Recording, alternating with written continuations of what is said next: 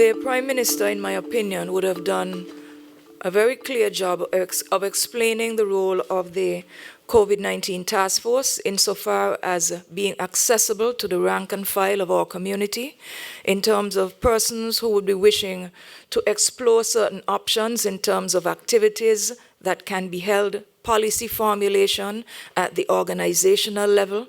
We have met with sports authorities and various other groups. We have met with the private sector.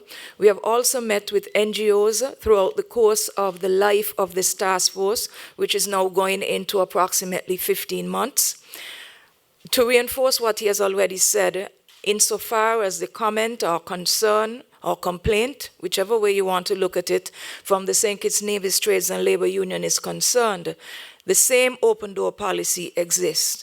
Nevertheless, the Prime Minister is also correct in that the National Tripartite Committee on International Labour Standards is the appropriate vehicle through which concerns relative to development of COVID-19 policies should be channeled.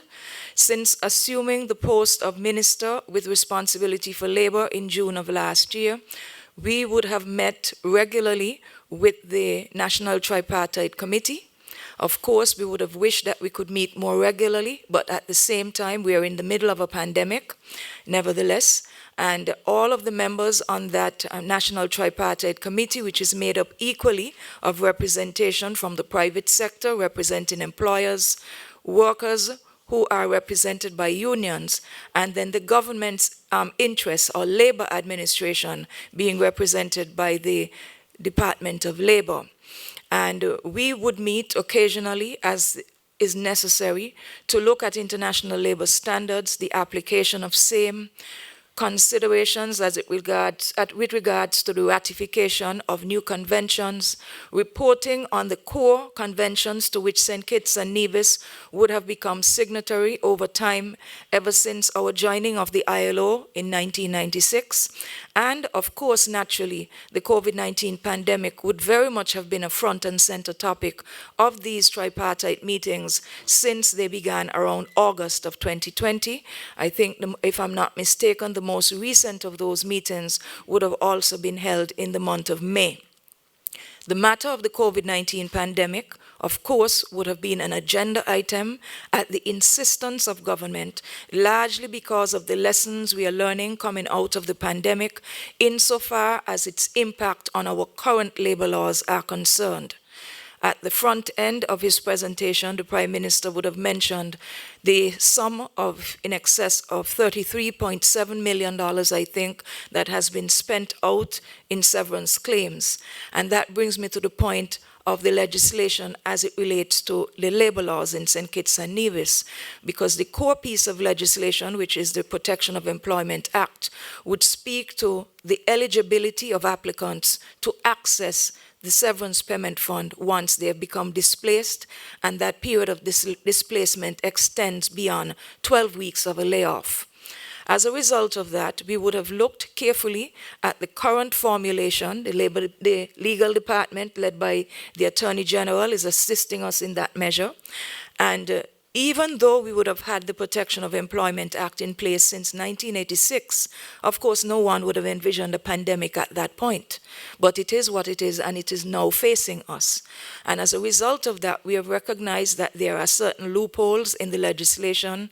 We are also recognizing at the same time that now is also the time to deal with a postponed matter, a protracted matter, in the development of an unemployment insurance fund that has been on the table for several years, being led by the Social Security Administration. And that too, when completed, would have given relief, and if it was in place before, would have also provided relief for those persons in excess of, I think, 2,500 applicants thus far, give or take, that have accessed the severance payment fund for relief. Nevertheless, I say all of that to say this, and that is that we have put before the Tripartite Committee the need for the amendments that are critical to the Protection of Employment Act. We would have gone even further in terms of sharing with them a preliminary list that has not even gone to cabinet yet, but was open in the interest of transparency for the tripartite committee members to look at as some of the areas where we would wish to address the loopholes that exist in the law.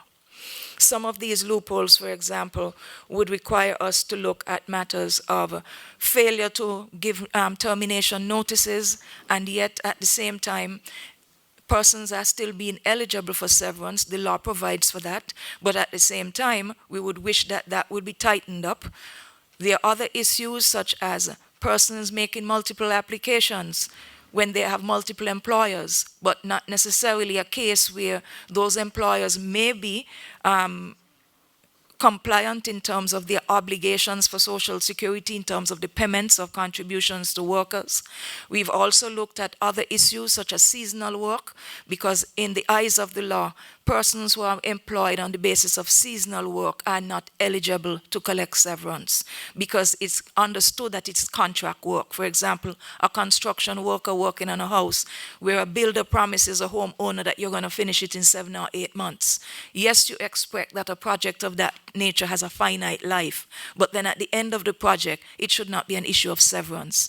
So it should be contract driven. So these are some of the loopholes that we are looking at, and at the same time, looking at the ongoing impact on the severance payment fund that would have been brought about in 2014 by the institution of the long service gratuity, for which the previous government did not make any provisions at capitalization. And as it is right now, it is only applicable to workers in manufacturing and the hotel sector. That is also something we are looking at. Should it be something that should be open to all sectorial workers, not confined to just the hotel sector as well as the manufacturing sector? And all of these issues we have put in the interest of transparency out on the table for the benefit of every member of the tripartite committee to look at. So again, as the Prime Minister indicated, if, for example, the Trades and Labor Union, who represents a sector of our workforce, because they're not the only union in this country, they're also not the largest union, and by definition of the ILO, they're also not the most representative grouping of employers in the country by virtue of the contraction of their size.